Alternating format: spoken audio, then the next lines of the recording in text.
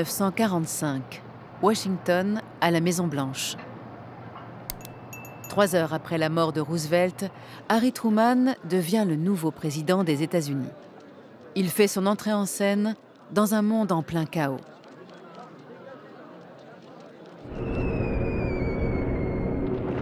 En ce mois d'avril 1945, l'Amérique est toujours en guerre contre Hitler et contre les Japonais.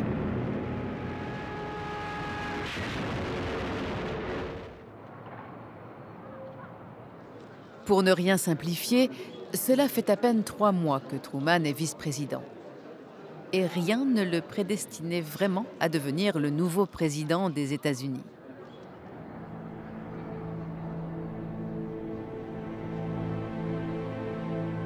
C'est un ancien vendeur de chemises et de cravates du Missouri. Il s'est lancé dans la politique sur le tard et a été élu sénateur pour la première fois 10 ans auparavant. Si Roosevelt l'a choisi comme vice-président, ce n'est pas pour ses compétences. Il l'a pris pour des considérations totalement électorales, tout en pensant qu'il était nul. Je fais beaucoup aux États-Unis. Quand on choisit le vice-président, ce n'est pas forcément pour son intelligence, c'est souvent parce que c'est lui qui va amener des votes d'endroits dont on a besoin. En l'espace d'une journée, l'ancien commerçant du Missouri se retrouve donc propulsé à la tête de la première puissance mondiale. Lui-même est sidéré et ne s'en cache pas. À la une de la presse, des journalistes racontent ce que Truman leur a confié. Les gars, si vous priez, priez pour moi. Je ne sais pas si une botte de foin vous est déjà tombée dessus, mais quand on m'a dit ce qui était arrivé hier, j'ai eu l'impression que la Lune, les étoiles et toutes les planètes m'étaient tombées dessus. Aujourd'hui encore, le petit-fils du président Truman se souvient que son grand-père n'a jamais cherché à faire semblant d'être l'homme de la situation. Il n'était pas préparé à tout ça. Il disait « Il doit y avoir 1 million de personnes plus qualifiées que moi pour exercer cette fonction. Mais c'est sur moi que c'est tombé, alors je vais faire tout ce qu'il faut pour être à la hauteur. » C'était le genre d'homme auquel on donnait un boulot et qu'il faisait. La tâche s'annonce rude. Il faut reconstruire le monde de demain et lui donner des bases solides. Mais Truman n'a aucune connaissance en politique internationale.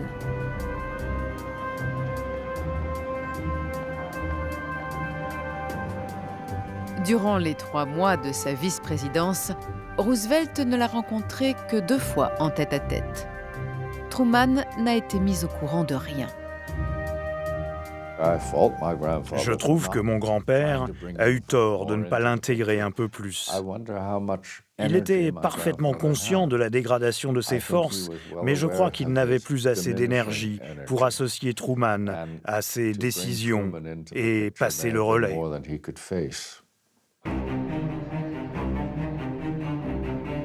Deux mois avant de mourir, Roosevelt avait rencontré Staline et Churchill à Yalta. C'est là, en Crimée, que les 3 grands avaient jeté les bases de la future paix. Mais les accords scellés étaient complexes et pleins d'ambiguïtés, chacun des alliés ayant joué sa propre partie. De toutes ces discussions, Truman a été tenu à l'écart. Il doit se mettre à jour sur tous les dossiers. C'est un pragmatique et un gros travailleur. Alors il enchaîne les briefings avec ses conseillers. Mais ce travail acharné suffira-t-il? Le petit marchand de cravates du Missouri parviendra-t-il à faire le poids face au redoutable Staline?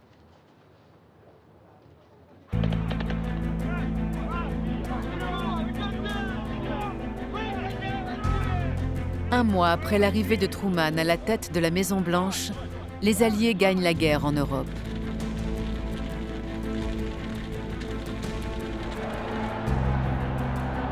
Sur tout le continent, les peuples exultent.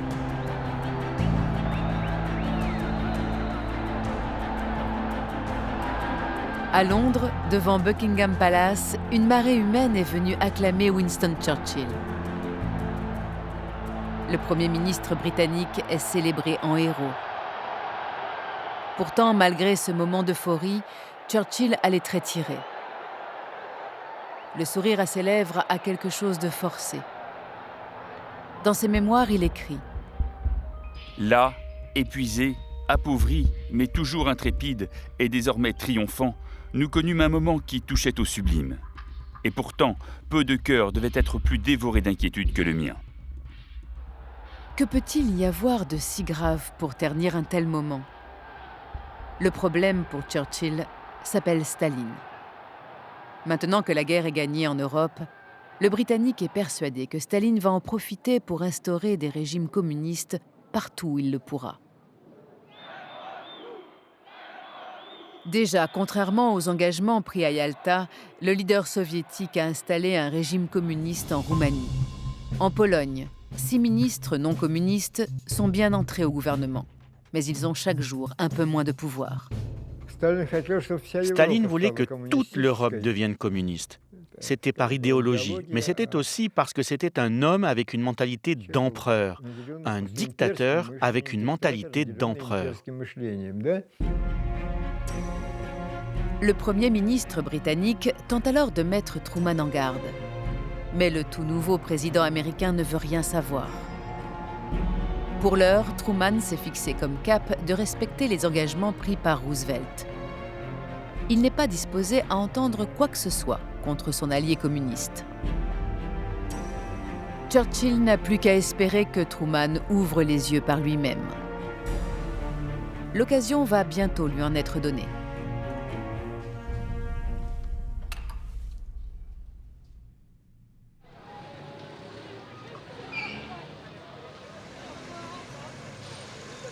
« 16 juillet 1945, aéroport de Berlin. L'avion du président américain vient tout juste d'atterrir. Truman se rend en Europe pour participer à une conférence de paix. À cette occasion, il va enfin rencontrer ses alliés et se faire sa propre idée sur eux.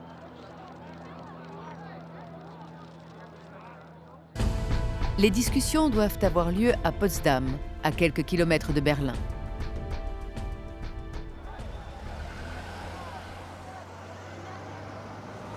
Pour s'y rendre, Truman traverse l'ex-capitale du Reich. Berlin n'est plus qu'un champ de ruines.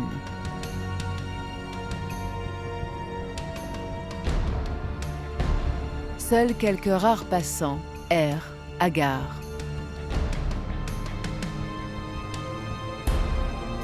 Ce spectacle de désolation bouleverse Truman et le poussera à vouloir aider l'Allemagne à se relever. Le soir, dans son journal, il écrit « Jamais je n'avais vu spectacle plus désolant ni plus affligeant. Nous avons vu des vieillards, des vieilles femmes, des jeunes femmes, emportant vers nulle part ce qu'ils pouvaient et ce qu'il restait de leurs biens. » La conférence s'ouvre le lendemain, le 17 juillet. Ici, au château de Cecilienhof, c'est l'unique fois où Staline, Truman et Churchill se rencontreront tous ensemble.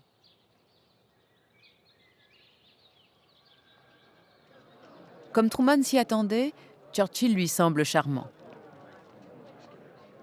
Quant à Staline, ses conseillers ne cessent de lui répéter qu'on peut lui faire confiance. Pourtant, très vite, le nouveau président prend la mesure de l'homme avec lequel il va devoir négocier. Je peux traiter avec Staline. Il est honnête, mais malin comme le diable. De son côté, Staline, lui, ne se méfie aucunement de Truman. Pour lui, il reste un petit boutiquier du Missouri.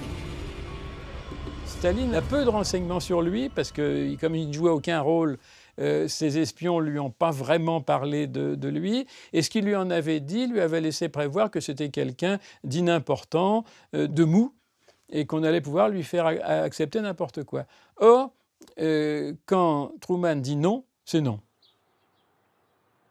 Car contre toute attente, malgré son peu d'expérience, le président américain sait se montrer ferme.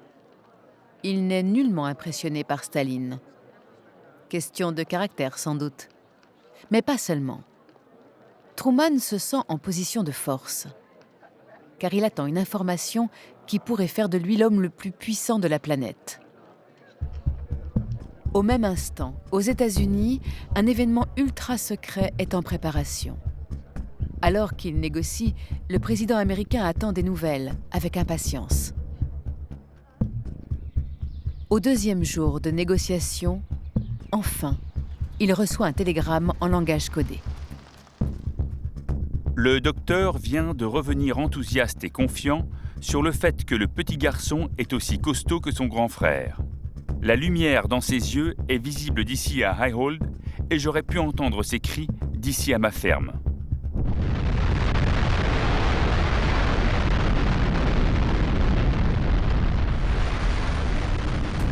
Ce petit garçon en question, Little Boy, c'est la bombe atomique.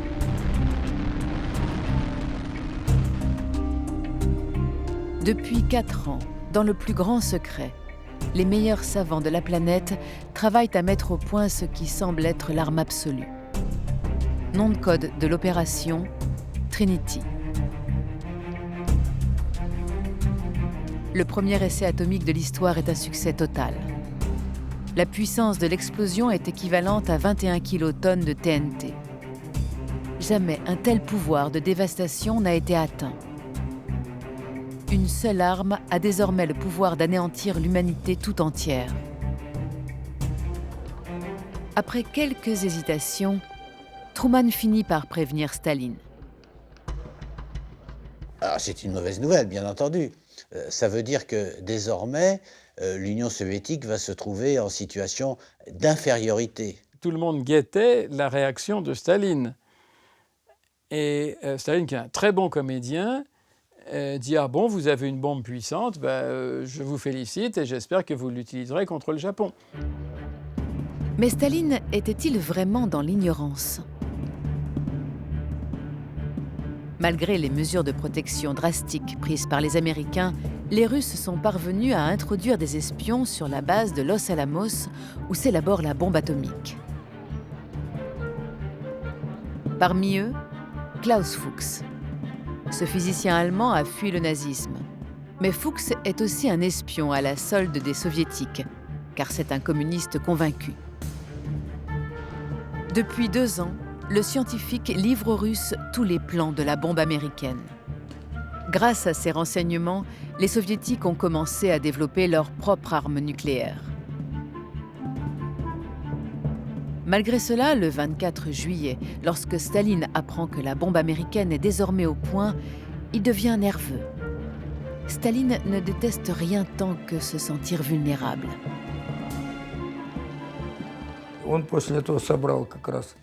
Il a convoqué les gens qui se trouvaient à Potsdam et il a demandé de transmettre aux scientifiques et à tous ceux qui travaillaient sur le projet atomique qu'il voulait qu'on accélère au maximum la création de la bombe atomique soviétique.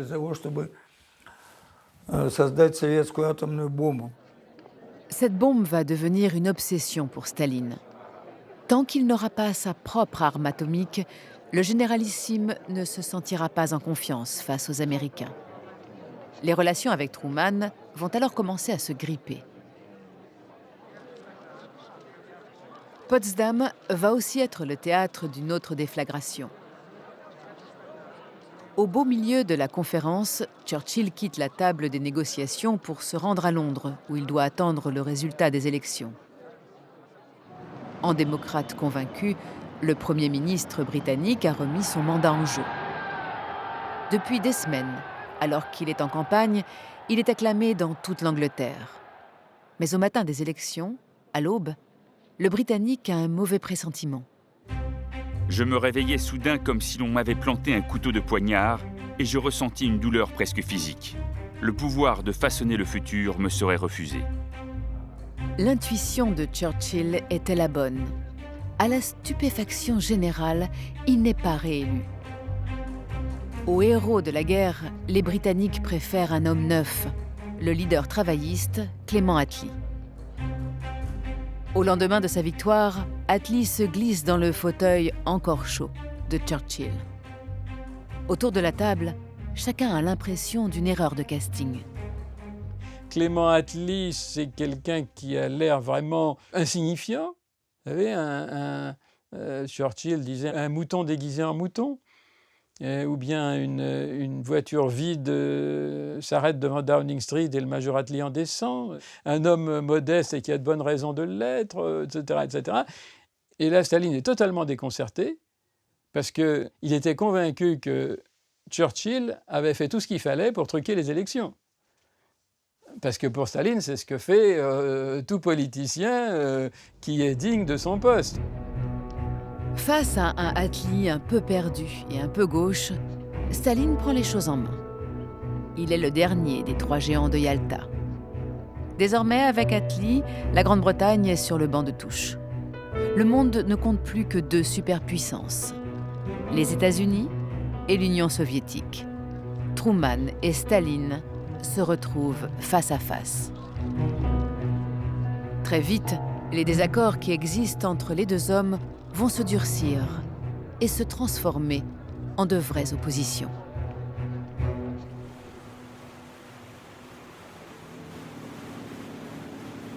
Cinq jours après Potsdam, Truman prend une décision qui sera lourde de conséquences. Les États-Unis vont utiliser la bombe atomique contre le Japon. La tension avec Staline va aussitôt monter d'un cran.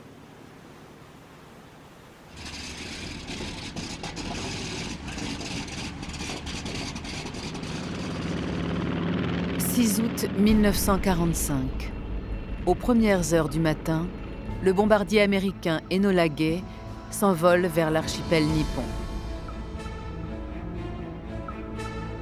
À 8h15, Little Boy est largué sur Hiroshima.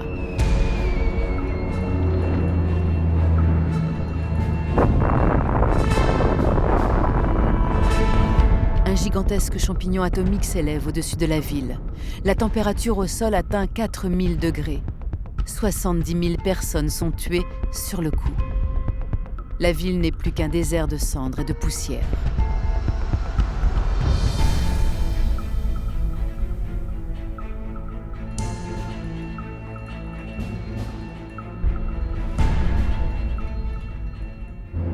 Trois jours plus tard, le 9 août, c'est au tour de Nagasaki d'être bombardé. Le monde entier est sous le choc. Pour Staline, la bombe atomique est une provocation. Il est persuadé que Truman cherche à l'impressionner. Il ne comprend pas que l'Amérique ait largué ses bombes alors que le 8 août, comme elle s'y était engagée, l'Union soviétique était entrée en guerre contre le Japon, aux côtés des États-Unis. Pour nous, le message envoyé par les États-Unis était clairement que l'utilisation de la bombe atomique contre le Japon n'avait pas pour but de remporter une victoire rapide contre les Japonais, mais de faire peur à l'Union soviétique afin de pouvoir dicter les conditions américaines. À l'évidence, Truman a voulu terminer la guerre au plus vite et épargner des vies américaines. Mais c'est aussi clairement un message envoyé à Staline. Car Truman entend bien lui faire savoir que désormais, il est le maître du jeu.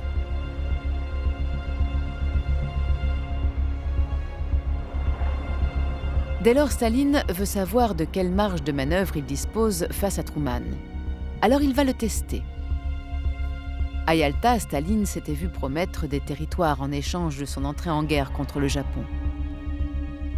L'île de Sakhaline, les Kouriles, Dairen et Port Arthur et une ligne de chemin de fer en Mandchourie. Mais Staline demande désormais, en plus, à occuper l'île d'Hokkaido. Dans un télégramme envoyé à Truman, le généralissime explique: L'opinion publique russe apprécierait que nos troupes reçoivent une zone d'occupation dans une partie de l'archipel. Elle serait gravement offensée dans le cas contraire. J'espère que mes modestes requêtes seront satisfaites. Puis il se ravise et rajoute de façon manuscrite: Ne rencontreront pas d'objection. Le président américain est ulcéré. Sa réponse est sans détour. C'est non. Un point, c'est tout. Grand-père attendait des gens qu'ils soient droits et honnêtes. Lui était comme ça et attendait en retour que les gens soient loyaux et francs avec lui. Quand il a découvert que ce n'était pas le cas et que Staline cherchait à profiter de lui, il a commencé à négocier avec lui d'une manière beaucoup plus rude. Staline aussi a décidé de passer à la vitesse supérieure. Il va pousser son avantage en Europe. Élections truquées, coups de force. Partout où il le peut, Staline impose des régimes communistes. La Pologne, la Tchécoslovaquie, la Hongrie et la Bulgarie sont en passe de tomber dans l'escarcelle soviétique. Cette stalinisation rampante de l'Europe inquiète Truman. Mais le président américain est encore hésitant sur la conduite à tenir. Le télégramme qui atterrit sur son bureau le 22 février 1946 va tout changer. Son auteur, George Kennan, un simple diplomate alors en poste à Moscou. Kennan a eu le temps d'observer le fonctionnement de Staline. Il a compris qu'il voulait faire main basse sur l'Europe de l'Est et il a la conviction que la seule façon de l'en empêcher est de faire preuve de fermeté. Dans un long télégramme envoyé à Washington, il décrit le mode de fonctionnement soviétique. Le Kremlin a une attitude névrotique à l'égard des affaires du monde, qui lui vient de son instinct russe d'insécurité permanent. Les Russes sont imperméables à la logique de raison et très sensibles à la logique de la force. Kennan explique qu'il est inutile de chercher à rassurer Staline. De toute façon, Staline ne peut pas être rassuré, ne veut pas être rassuré, puisque ça lui permet de justifier la dictature. Mais en revanche, soyons fermes face à Staline, parce qu'il comprend le rapport de force, et dès que les Occidentaux sont fermes, en fait, Staline est prêt à se retirer. L'analyse de Kennan confirme tout ce que pressentait intuitivement le président américain. Dès lors, le changement de pied est total. Truman se sépare des anciens conseillers de Roosevelt, jugés trop mous à l'égard de l'Union soviétique, et promeut des hommes neufs. Dans la foulée, Kennan est appelé à la Maison-Blanche en tant que conseiller spécial. Reste une difficulté pour Truman, faire comprendre à l'opinion publique américaine ce revirement. L'opération s'annonce délicate, car aux yeux des Américains, Staline est le grand allié. Celui qui a permis de gagner la guerre contre Hitler. La presse n'a eu de cesse de le présenter en héros. Ils ont subi 4 années de propagande de guerre qui leur montre Staline comme l'ami des petits-enfants et le meilleur allié des États-Unis grâce auquel on va gagner la guerre. Et donc, cette propagande a parfaitement réussi. Staline est également très populaire aux États-Unis. Le président américain a alors une idée. Il va se servir de l'ancien Premier ministre britannique et le laisser annoncer lui-même la mauvaise nouvelle. Churchill jouit d'un prestige considérable. Personne n'osera mettre sa parole en doute. Et puis, l'ancien Premier ministre britannique sera sûrement ravi de venir aux États-Unis.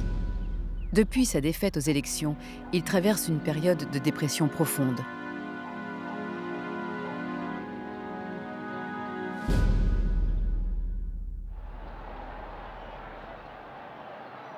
Ce 5 mars 1946, toute la petite ville de Fulton, dans le Missouri, a sorti les drapeaux pour accueillir l'ancien Premier ministre. Il fait un soleil radieux. Truman, qui accueille Churchill dans son fief, est tout sourire. Le président américain sait que le Britannique s'apprête à lâcher une bombe, mais il se gardera bien de dire qu'il était au courant.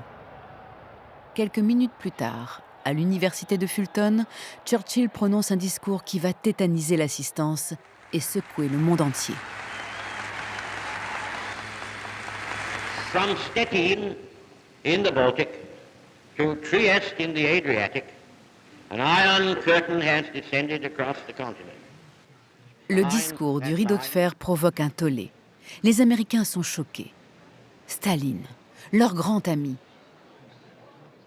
C'était stratégiquement assez habile de la part de Truman de laisser Churchill prendre la parole et d'employer cette expression donc, de rideau de fer Parce que ça montrait aussi à l'opinion américaine et à l'opinion mondiale que ce revirement de la politique américaine n'était pas uniquement le fait de Truman ou de quelques conseillers isolés, mais qu'une personnalité aussi importante que Churchill allait dans le sens du président américain.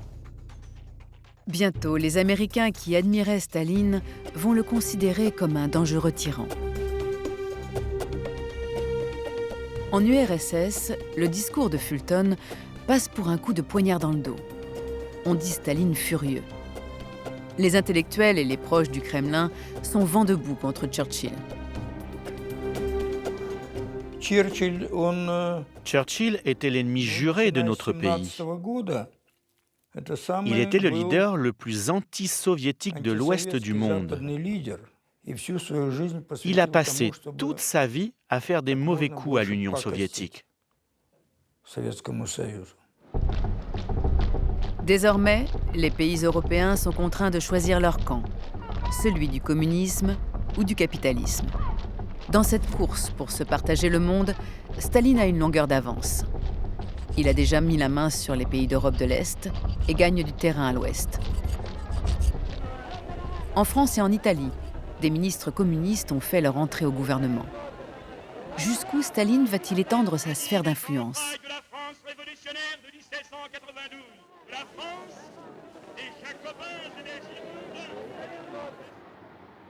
La question hante Truman. Et le président américain a bien compris que dans ce bras de fer qui l'oppose aux soviétiques, il avait contre lui un adversaire de poids, la pauvreté.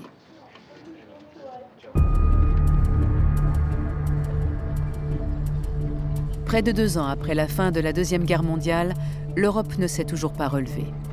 Le vieux continent est au bord du chaos. Truman a parfaitement conscience que cette misère fait le lit du communisme. Mais avant d'agir, il a besoin d'avoir une vue claire de la situation. Au début de l'année 1947, Truman dépêche en Europe Mike Mansfield. Ce sénateur du Montana a pour mission d'évaluer la situation. Son rapport est effrayant. Dans tous les pays visités, il y a des cas évidents de malnutrition, de tuberculose et de maladies. En Italie, la majorité de la population subsiste grâce à des rations quotidiennes de pain allant de 75 à 125 grammes. Elle ne mange pratiquement rien d'autre. À la lecture de ce rapport, Truman acquiert une conviction. S'il ne vient pas en aide aux Européens, il laissera le champ libre à Staline sur le continent. Truman décide alors d'un plan de sauvetage de l'Europe confié au général George Marshall, le nouveau secrétaire d'État américain. Matières premières, machines-outils, des tonnes de matériel sont acheminées de l'autre côté de l'Atlantique. Mais derrière son aspect généreux, le plan Marshall est aussi vital pour les États-Unis qui ont besoin de relancer leur économie. C'était aussi une manière de redonner vigueur au commerce américain. Parce que vous ne pouvez pas être riche tout seul dans le monde. Il faut que vous ayez des partenaires qui sont riches. Par conséquent, si les États-Unis, qui avaient tiré profit de la guerre, ne pouvaient pas commercer avec d'autres pays, parce que les autres pays n'avaient pas les moyens d'acheter, ça voulait dire que la richesse des États-Unis déclinerait. Le plan Marshall est également une arme politique destinée à déstabiliser Staline. Car l'aide américaine est offerte à tous les pays européens, y compris les pays de l'Est. Et bien sûr, les pays de l'Est qui sont sous la tutelle de l'Union soviétique en ont aussi beaucoup besoin. La Tchécoslovaquie, la Pologne, à qui le plan Marshall est proposé. Mais qu'est-ce qui va l'emporter? C'est la méfiance idéologique. Le plan Marshall était perçu comme le plan d'asservissement de l'Europe de l'Ouest par les impérialistes américains. Tout ça était inacceptable pour Staline. Les pays de l'Est, tentés par l'aide américaine, sont sommés de rentrer dans le rang. 16 pays au total entrent dans le plan Marshall, tous à l'Ouest. La France, le Royaume-Uni et l'Italie sont les plus gros bénéficiaires. Au milieu de l'année 1947, le rideau de fer de Churchill est devenu une réalité.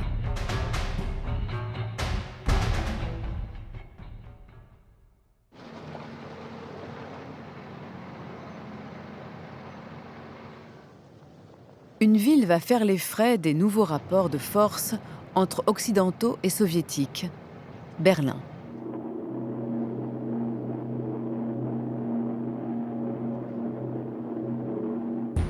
La capitale allemande est située en plein cœur de la zone d'occupation soviétique. Mais la ville elle-même est occupée par les 4 puissances alliées, États-Unis, Grande-Bretagne, France et URSS. Ensemble, toutes doivent remettre l'Allemagne sur pied. Mais les Alliés ne sont pas d'accord sur la marche à suivre.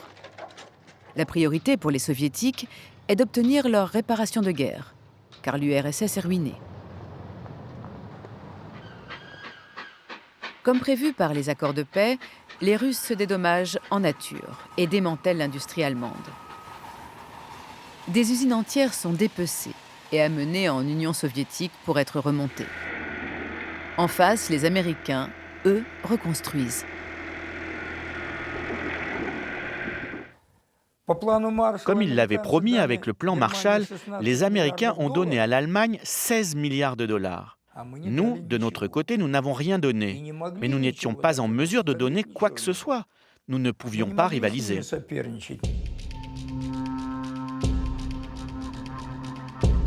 À l'ouest, la vie reprend progressivement tandis que le secteur est de Berlin reste à l'abandon.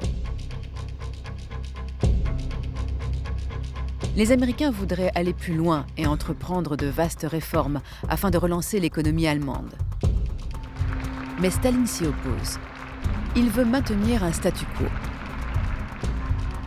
Ce que Staline veut, c'est effectivement qu'il y ait un niveau de misère comparable des deux côtés de Berlin et que les Berlinois de l'Ouest isolés finissent par tomber sous l'influence des Allemands de l'Est. Cette enclave capitaliste au milieu d'une mer communiste qu'est l'Allemagne de l'Est, c'est pas supportable. Pour sortir de l'impasse, les Occidentaux ne voient qu'une solution, fusionner leurs zones. Voilà qui provoquera, à n'en pas douter, la colère de Staline. Mais jusqu'à quel point ? Le généralissime pourrait-il déclencher une guerre ? Avant d'agir, les Occidentaux ont besoin d'informations. Et pour cela, il n'existe qu'un seul moyen, l'espionnage. Seulement en ce début de guerre froide, les services secrets américains sont pour ainsi dire inexistants. Il est d'ailleurs intéressant de noter que pendant la Seconde Guerre mondiale, en 1942, l'administration Roosevelt a créé un service de renseignement qui est l'OSS et que ce service de renseignement cesse son activité à la fin de la Seconde Guerre mondiale en 1945. Donc entre 1945 et 1947, les États-Unis n'ont pas de service de renseignement en tant que tel. À l'été 1947, Truman décide donc de créer une nouvelle agence de renseignement qui bientôt sera connue dans le monde entier, la CIA.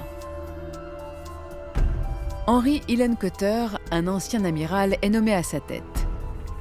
Hillenkoetter a la lourde tâche de recruter et de former des espions en toute hâte. Le problème, c'est qu'il faut trouver des espions parlant russe. Et à part les Russes eux-mêmes, il n'y a pas grand monde. Pour cet ancien agent des services secrets britanniques, cela posait de graves difficultés.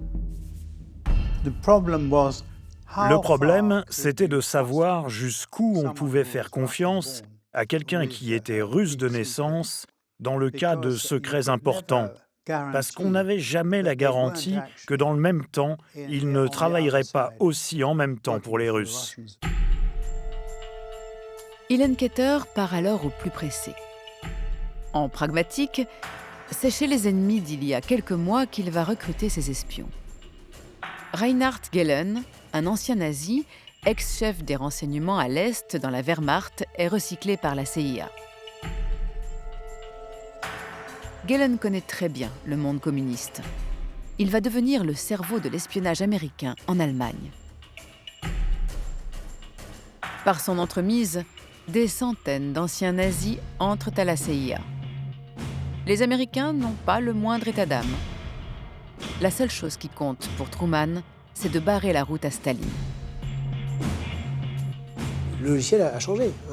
La guerre froide, l'ennemi, ce n'est pas l'Allemagne, c'est l'Union soviétique. Donc à la limite, prendre les gens qui sont extrêmement anticommunistes, et bien sûr les anciens nazis sont forcément très anticommunistes, pourquoi pas. Donc là on est dans la réelle politique complète. Face à la CIA, les services secrets russes du GRU et du KGB sont également très actifs. Mais eux ont une longueur d'avance, car leurs services de renseignement existent depuis la Première Guerre mondiale. Berlin va devenir la capitale de l'espionnage. Dans la rue, dans les administrations, dans l'armée, partout, se cachent des espions. Tous, quel que soit leur camp, ont le même objectif, déchiffrer les plans de l'adversaire pour le prendre de vitesse. L'espionnage, c'était un nouveau style de guerre dans lequel on n'avait pas besoin de pistolets. On pénétrait au cœur du système de pensée de l'ennemi.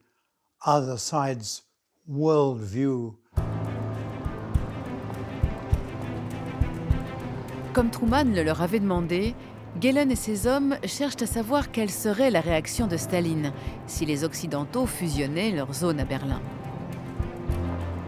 À la fin du printemps 1948, les espions allemands pensent enfin avoir la réponse.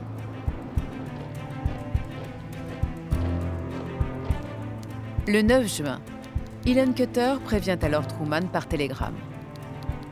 D'après le patron de la CIA, si les Occidentaux regroupaient leur zone d'occupation, voilà comment Staline réagirait.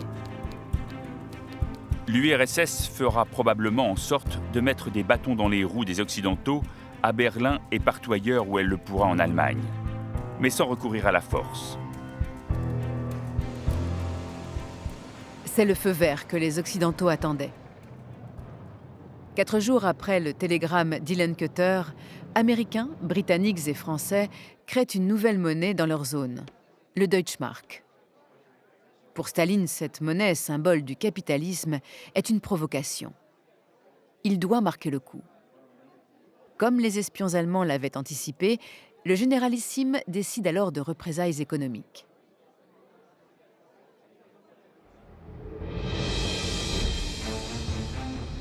Le 24 juin 1948, il fait couper toutes les voies d'approvisionnement de Berlin-Ouest. Les routes qui relient l'Allemagne de l'Ouest à Berlin-Ouest sont bloquées. 2,5 millions de Berlinois sont pris au piège. Sans vivres, ils ne pourront pas tenir longtemps. À Washington, une partie de son état-major pousse Truman à réagir par la force. Mais le président américain choisit une autre option, ravitailler Berlin par les airs. Il ne voulait pas déclencher une autre guerre avec les Soviétiques. C'était même la dernière chose qu'il voulait. Mais il ne voulait pas non plus apparaître faible et montrer que nous ne réagissions pas. Car si vous laissiez les Soviétiques bloquer Berlin, ensuite, ils feraient la même chose ailleurs. Je ne crois pas que l'idée du pont aérien ait été la sienne, mais il l'a acceptée, car elle avait du sens.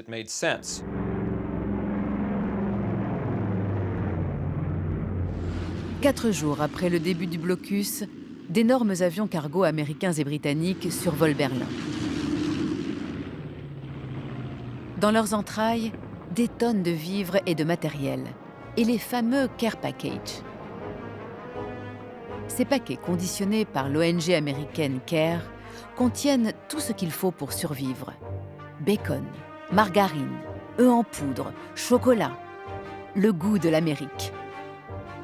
Ce que Staline n'avait pas du tout imaginé, c'est que les Américains, les Anglais et les Français réunis avaient les moyens de maintenir pendant 11 mois un approvisionnement de Berlin-Ouest au rythme de 6000 tonnes par jour. C'est-à-dire que chaque jour, sur les 3 aérodromes de Berlin, il atterrit un avion toutes les 30 secondes.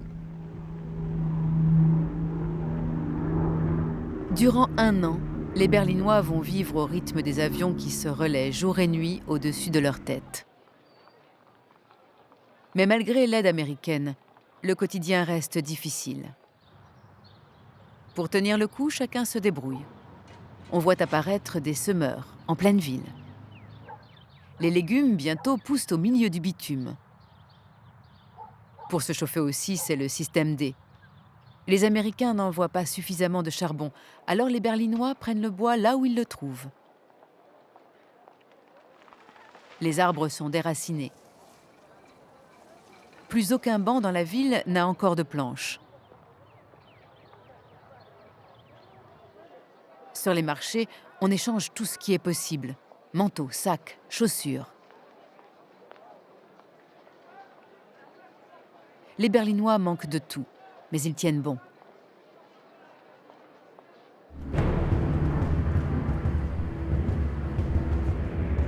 Les Américains, eux aussi, sont déterminés à tenir coûte que coûte.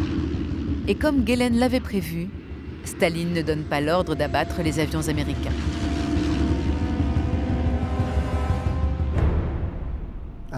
Ils n'étaient pas prêts à faire la guerre car les Américains avaient la bombe atomique. L'Union soviétique ne pouvait pas supporter une nouvelle guerre alors que nous avions déjà eu plus de 20 millions de morts lors de la Seconde Guerre mondiale. Comprenant qu'il a perdu la partie de bras de fer, le 12 mai 1949, Staline lève le blocus. Partout dans Berlin-Ouest, c'est une explosion de joie. Pour le leader communiste, l'échec est cuisant. Le petit boutiquier du Missouri a fait plier l'homme le plus craint de la planète. Dans ses mémoires, Truman se réjouit. Il sait que dans la course qui l'oppose à Staline, il vient de marquer un point décisif. Le blocus avait vivement retourné les Allemands contre le communisme.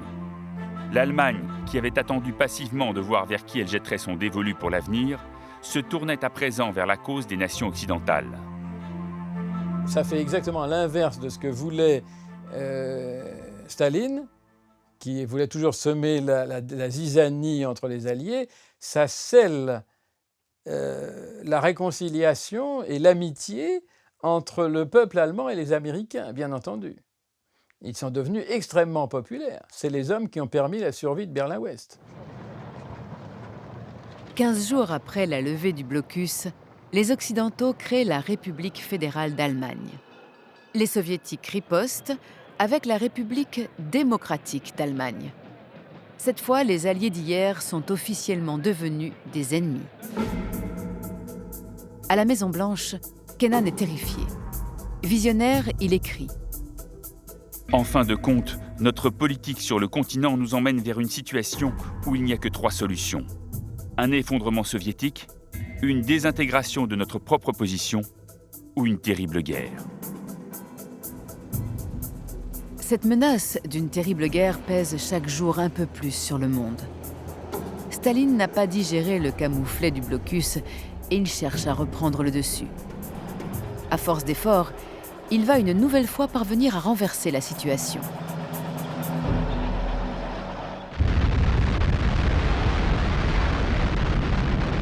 Le 29 août 1949, à la stupeur des Occidentaux, les Russes font exploser une bombe atomique au Kazakhstan.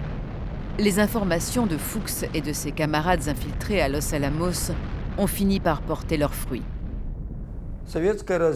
Les services de renseignement soviétiques nous ont aidés à accélérer la création de la bombe atomique en Union soviétique et ils nous ont permis d'économiser beaucoup de moyens.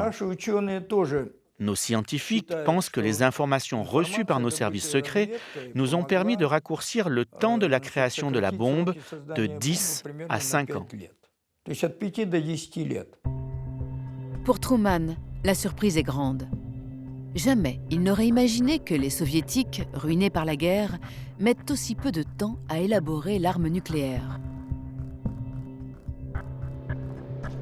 Staline, lui, se sent à nouveau fort.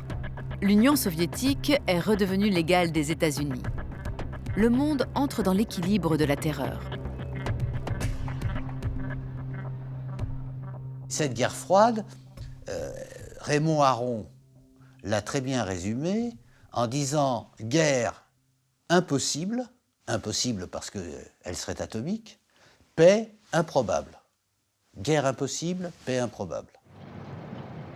Les conflits, en effet, ne vont pas tarder à éclater.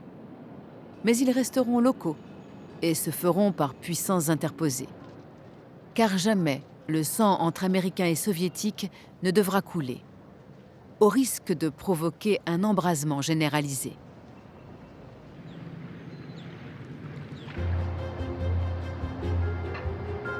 C'est dans un petit pays que bien peu de Russes et d'Américains seraient situés sur la carte que le premier de ces conflits post-Deuxième Guerre mondiale va éclater, la Corée. Depuis 1945, la Corée, qui appartenait au Japon, est occupée de part et d'autre du 38e parallèle. Au sud, les Américains, au nord, les Soviétiques. Depuis cette époque, Kim Il-sung, le leader nord-coréen communiste, cherche à réunifier son pays. À plusieurs reprises, il a demandé de l'aide à Staline, mais le soviétique a toujours refusé.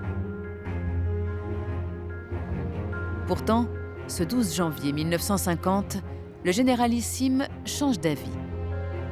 À cause d'une toute petite phrase prononcée par Dean Acheson, le secrétaire d'État américain. Ce jour-là, dans son discours sur les ambitions militaires américaines, Acheson a écrit « Notre périmètre défensif s'étend des îles Aléoutiennes au Japon, en passant par Ryukayus et les Philippines. » Il a oublié la Corée. C'est la bêtise à ne pas faire. Hein. Il y avait Taïwan, il y avait Tokyo, il y avait les Philippines, il y avait tout ce qu'on veut, mais il a oublié la Corée. C'était pas malin. Hein. C'est curieux pour quelqu'un d'aussi avisé que dit Nixon, mais enfin, il a fait la bourde. Et ça a été pris par Staline comme un encouragement, et il s'est dit, après tout, les Américains sont peut-être redevenus mous. Staline donne alors son feu vert à Kim Il-sung pour passer à l'action. Le 25 juin 1950, à 4 heures du matin, l'armée nord-coréenne franchit le 38e parallèle. Truman, en week-end dans sa maison du Missouri, est aussitôt prévenu. Le président américain n'a alors pas l'ombre d'une hésitation, il faut répondre par la force. Dans ses mémoires, il se souvient. Si un tel scénario n'était pas empêché en Corée, cela signifiait le début d'une troisième guerre mondiale, car ce sont bien des incidents similaires qui avaient provoqué la Deuxième Guerre mondiale.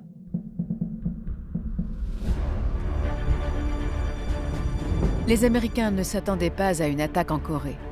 Ils n'y ont pratiquement aucune troupe. Les Nord-Coréens progressent avec une facilité déconcertante et s'emparent de Séoul en moins d'une semaine. Truman est extrêmement préoccupé. Comment tout cela va-t-il finir? Le président écrit à sa femme. « J'espère que je n'aurai pas à donner l'ordre de lâcher notre arme terrible. » Truman n'aura pas besoin de se servir de la bombe atomique, car il peut compter sur un homme, le général MacArthur. Grand héros de la guerre dans le Pacifique, il est chargé d'administrer le Japon. Il connaît bien l'Asie et c'est un tacticien hors pair. En quelques mois, MacArthur parvient à reprendre l'avantage sur les communistes. En novembre 1950, les Américains ont presque entièrement envahi la Corée du Nord. Ils sont tout près de la frontière chinoise. La guerre froide menace alors de devenir très chaude, car depuis 1949, la Chine voisine est devenue communiste. Mao dépêche alors 500 000 volontaires chinois pour porter secours à ses frères nord-coréens. Là aussi, on remarque d'ailleurs la prudence de Mao finalement dans ce conflit, qui ne souhaite pas intervenir en tant qu'État et qui utilise justement cet artifice des volontaires chinois pour finalement intervenir officieusement, quoi, en quelque sorte. Il y a, certes d'une façon empirique, non théorisée, une maîtrise de la guerre froide. Chacun avance, mais chacun fait en sorte que tout soit maîtrisé pour que la guerre froide ne devienne pas une guerre générale, mondiale et nucléaire. Pour Truman, cette situation particulièrement tendue depuis des mois est épuisante psychologiquement. Dans son journal, il écrit « Quel enfer d'être le président de la nation la plus puissante de la Terre. Je préférerais être le premier dans mon village. » Le président américain n'appelle plus la Maison-Blanche autrement que la prison blanche.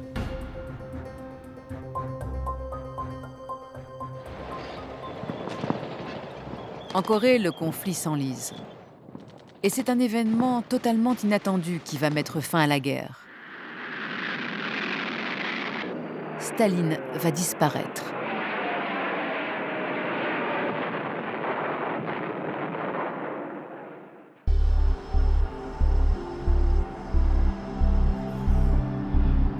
« 1er mars 1953. Datcha de Kuntsevo, dans les environs de Moscou. Staline vit désormais ici, en reclus. L'homme qui fait trembler la planète entière s'est enfermé dans un délire paranoïaque. Il a peur d'être assassiné. Ce soir-là, lorsque Staline se couche, il a beaucoup bu. Dans la nuit, il est victime d'une hémorragie cérébrale. Pendant 10 heures, il agonise, sans que personne n'ose pousser la porte de sa chambre. Chacun a bien trop peur des représailles possibles. Il a agonisé tout seul, et tous ceux qui auraient pu le soigner, notamment son médecin, il est en prison. Il aurait pu s'en remettre. Mais quand les vieux acolytes arrivent, les Khrouchtchev, les Beria, les Voroshilov, les Malenkov et tous ces gens-là, ils n'osent rien faire. Parce que ça pourrait leur être reproché, donc ils font venir des médecins. Mais les médecins ont peur. Ils n'osent même pas faire un diagnostic, parce que le KGB est derrière eux, et dit, camarade, fais attention à ce que tu écris, donc, et fais attention à ce que tu découvres.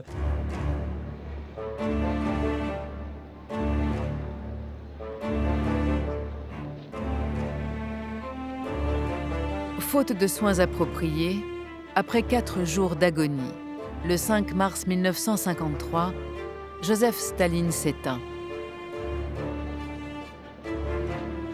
Sitôt la nouvelle connue, 5 millions de personnes affluent vers Moscou. Tous veulent voir la dépouille de celui qui a eu droit de vie et de mort sur eux pendant un quart de siècle.